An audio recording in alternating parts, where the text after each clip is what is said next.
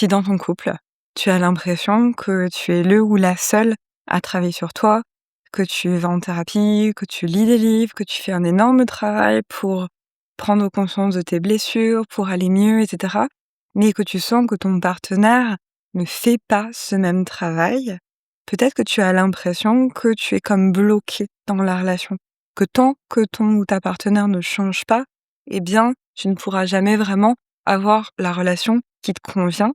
Et du coup, tu peux te sentir extrêmement impuissant, impuissante et te dire: «Mais en fait, comment je fais pour que mon partenaire change?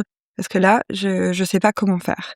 Et c'est une problématique que beaucoup de mes patients ont, que moi-même j'ai eue et que j'ai résolue et que j'aide mes patients à résoudre. Donc je suis Elsa, je suis psychologue depuis 10 ans et dans cette vidéo, je vais te montrer comment reprendre ton pouvoir quand tu as l'impression d'être en train d'attendre désespérément que ton partenaire change et que tu as l'impression d'être comme ça bloqué dans une relation où, en fait, peut-être que tu as l'impression d'être le ou la seule à vraiment faire des efforts.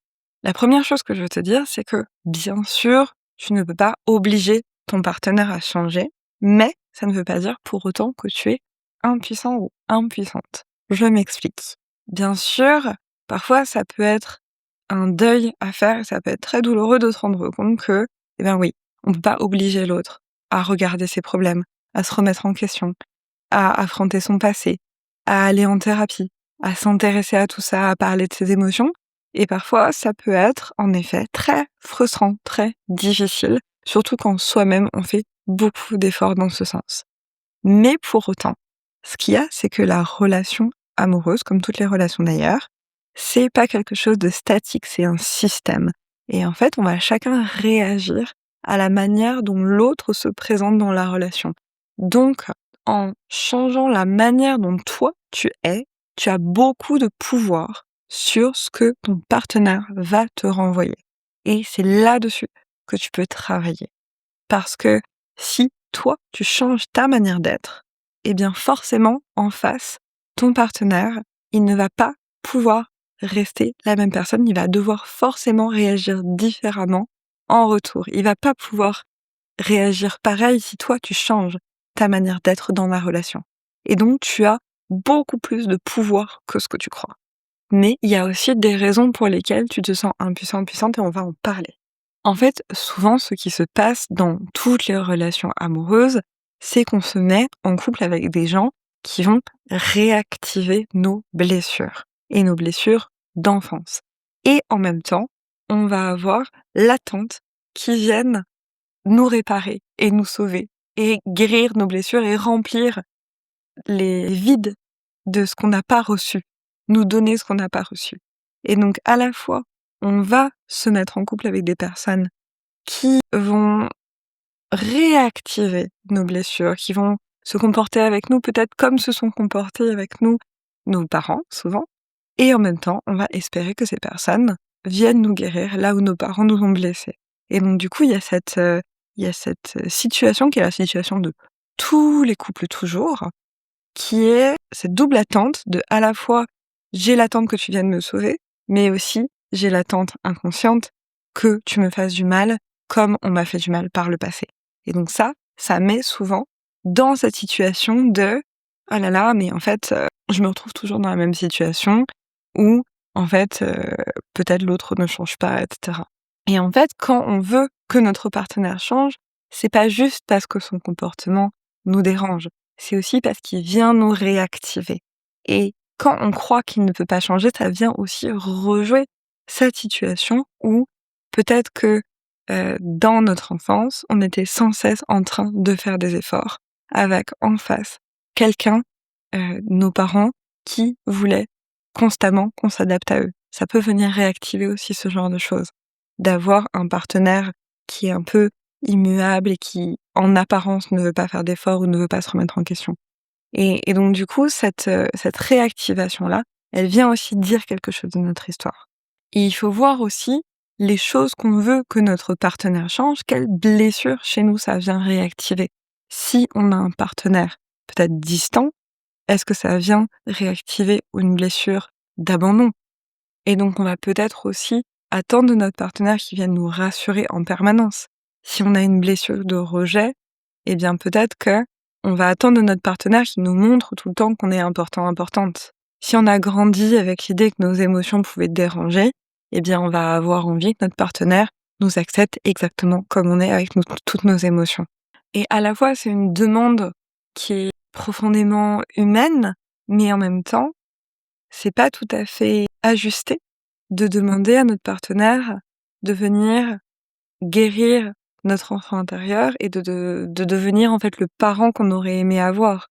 Parce que ça nous met pas du tout dans une relation, une dynamique d'adulte à adulte, ça nous met dans une relation où en fait on est notre enfant blessé qui demande à notre partenaire d'être le parent idéal qu'on n'a pas eu.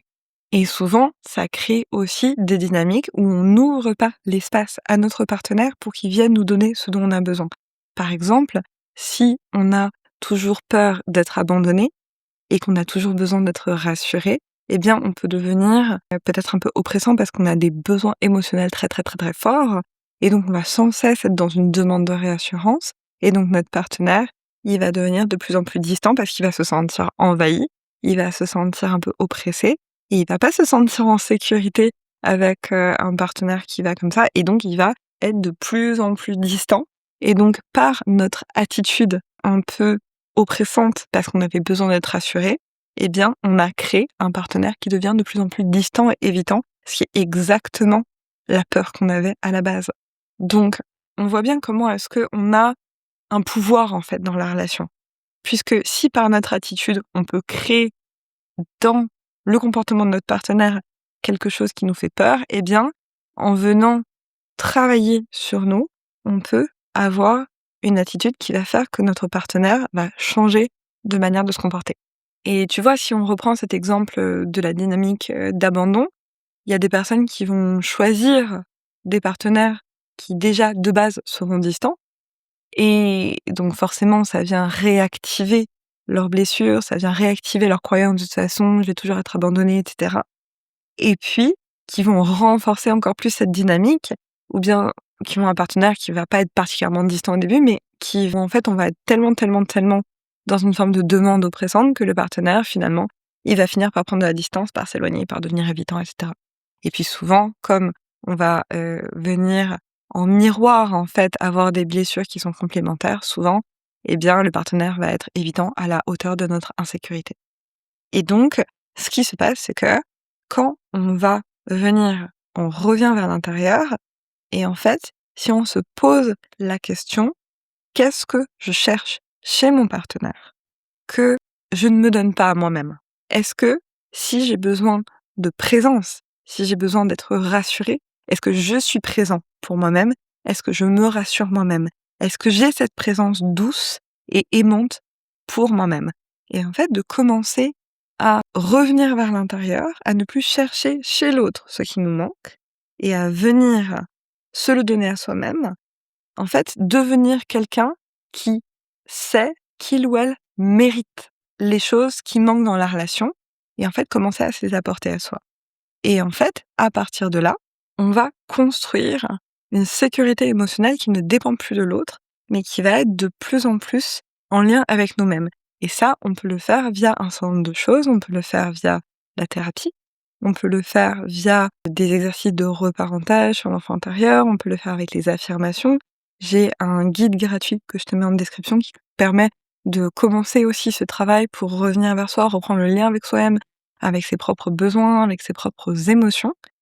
Et en fait, tout ce travail-là, de retour à soi-même, eh bien, il va permettre d'établir une base de sécurité qui va faire que on ne va pas être sans cesse dans la demande que l'autre soit là pour nous guérir. Et à partir de là, on va ouvrir un espace différent dans la relation. C'est-à-dire que là où avant, on était en train peut-être de créer un partenaire qui était de plus en plus distant, parce que nous, on était tellement dans un besoin comme ça anxieux de présence et de réassurance que forcément, on obtenait le contraire de ce qu'on voulait.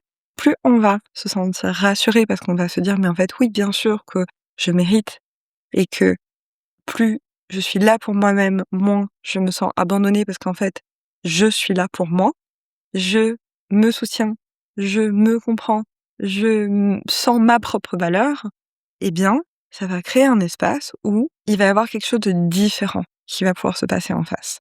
Et en fait, ça veut pas du tout dire qu'on n'a plus besoin des autres. Bien sûr qu'en tant qu'être humain, on est des êtres de relation. L'idée, c'est pas d'être absolument autonome et absolument indépendant, parce que ça, c'est absolument une illusion. On est des êtres sociaux en tant qu'être humain. Mais par contre, de pas faire peser à l'autre, surtout dans la relation amoureuse, tout le poids de me prouver ma propre valeur, me faire me sentir bien, me faire me sentir légitime, me faire me sentir en sécurité, parce que ça, c'est un poids qui est excessif pour une relation. C'est comme si on demandait à l'autre de nous sauver, en fait, en permanence. Quand l'autre n'est plus là pour nous sauver et pour nous dire qu'on a de la valeur, là, par contre, il y a autre chose qui peut s'ouvrir. Et en fait, il va se passer 2 choses, potentiellement.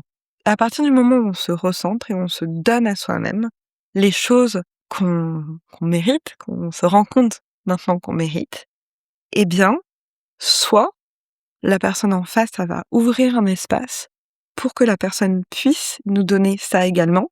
C'est-à-dire, maintenant que je sais que je mérite d'être vue, d'être écoutée, d'être rassurée, de pas être abandonnée, que je mérite ça, eh bien, ça ouvre un espace où je vais le demander avec moins d'anxiété et donc je vais ouvrir un espace où je peux le recevoir. Avant, je croyais que je le méritais pas et quelque part, je me débrouillais par mon comportement pour ne pas le recevoir. Maintenant que je sais que j'ai le droit, que j'ai de la valeur, que je mérite des bonnes choses, que je mérite d'être vue, d'être écoutée, d'être entendue, d'être comprise, eh bien, j'ouvre un espace où l'autre va pouvoir le recevoir. Sauf que j'ai en face de moi une personne qui a ou n'a pas la capacité de me donner ça.